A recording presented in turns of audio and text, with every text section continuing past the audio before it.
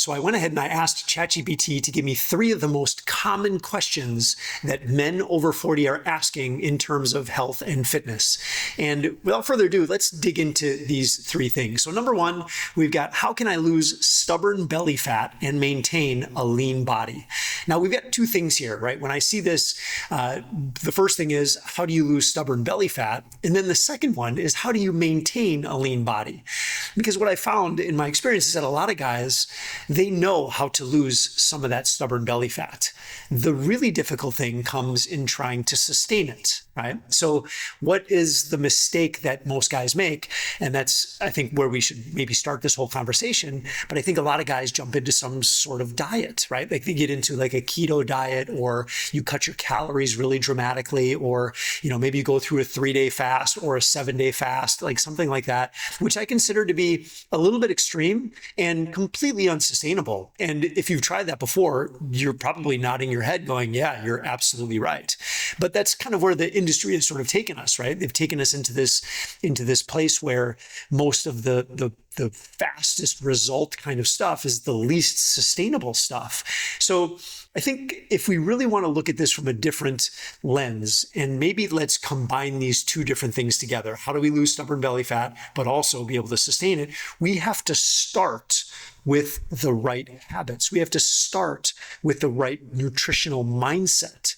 We have to sort of train ourselves to avoid going all in on something. We have to avoid going into something that we just know we're not going to be able to sustain. Like if I told you, look, the only thing you're going to be able to eat from here on out is just meat, you're probably going to say, well, that sounds great, Tone, but I'm not going to be able to do that for the rest of my life. And I think that's a very reasonable answer, right? That's not a cop-out.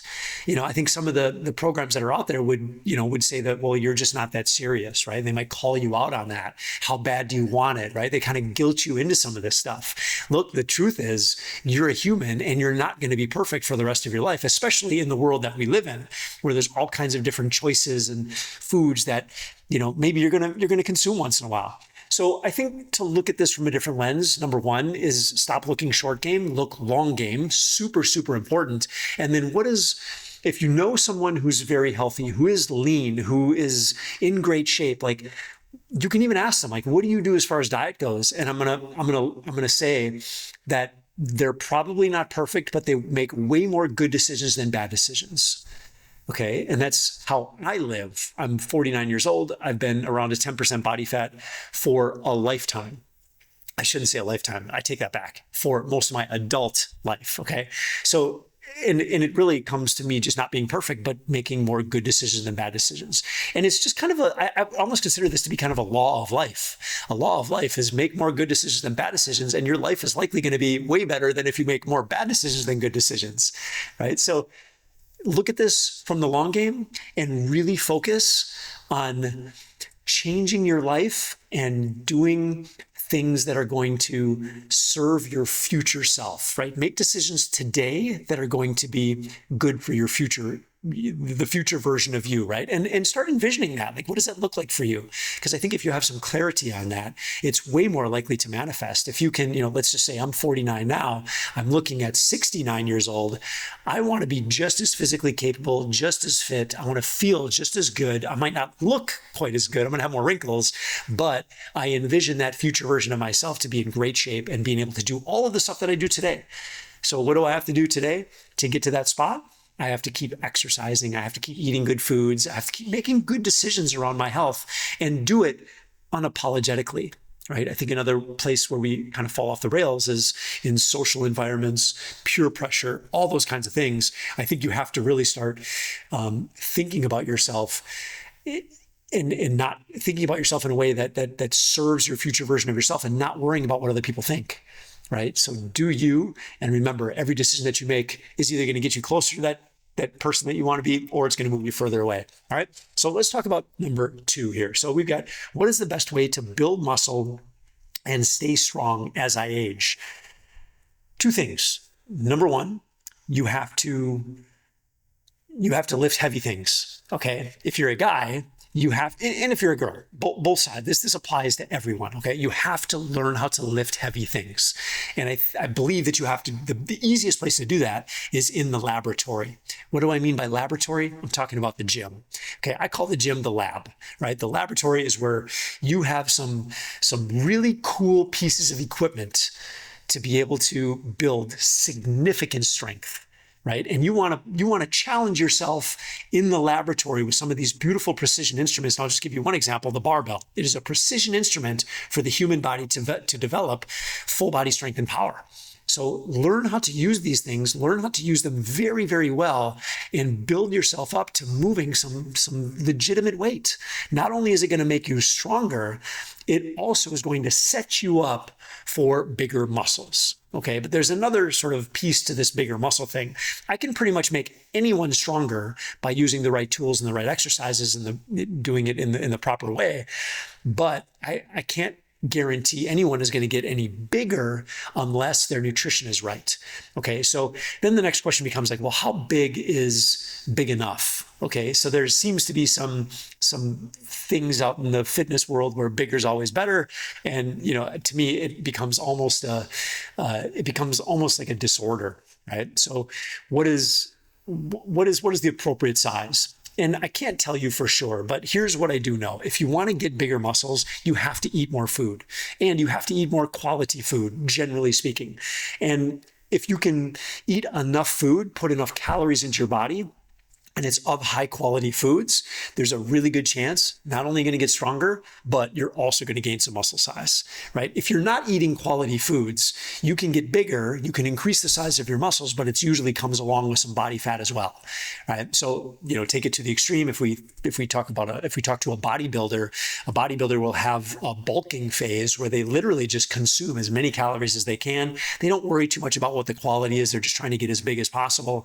And then they go through a cutting phase. I don't recommend that for normal people. Normal people, you want to eat high quality foods in abundance, and that's what's going to set you up to build more muscle without all the excess body fat. So that's how you can build your strength and build your muscles and stay strong as you age. Get yourself in the lab, learn how to use a barbell. That's the simplest way to do it. And go from there. All right. So number 3, we've got, how can I improve energy levels and avoid feeling tired all the time? Well, I think this is one of the most common problems for older folks, right? As we get into our 40s, 50s, 60s, 70s, 80s, and beyond, this is probably one of the number one biggest complaints I hear is like, I just don't have any energy. Like, I don't want to work out. I don't want to go do things. I just want to relax. I'm tired all the time. And then a lot of times it's interesting too, because these same people can't sleep at night. Right. So it's like you never really catch up. You never feel good about yourself. You never jump out of bed in the morning and go, let's freaking rock and roll. Right. And that's a massive problem for so many people because it holds them back from being the best version of themselves. So I think knowing what I know and working with some of these kinds of folks, I think the very first thing that you need to do is look at what's going on with your sleep, because your sleep has the biggest impact on your energy levels. If you're not sleeping good at night, that is going to keep you in this state of purgatory where you just never feel good. It could lead for a lifetime. So you have to figure out what is preventing you from not sleeping at night.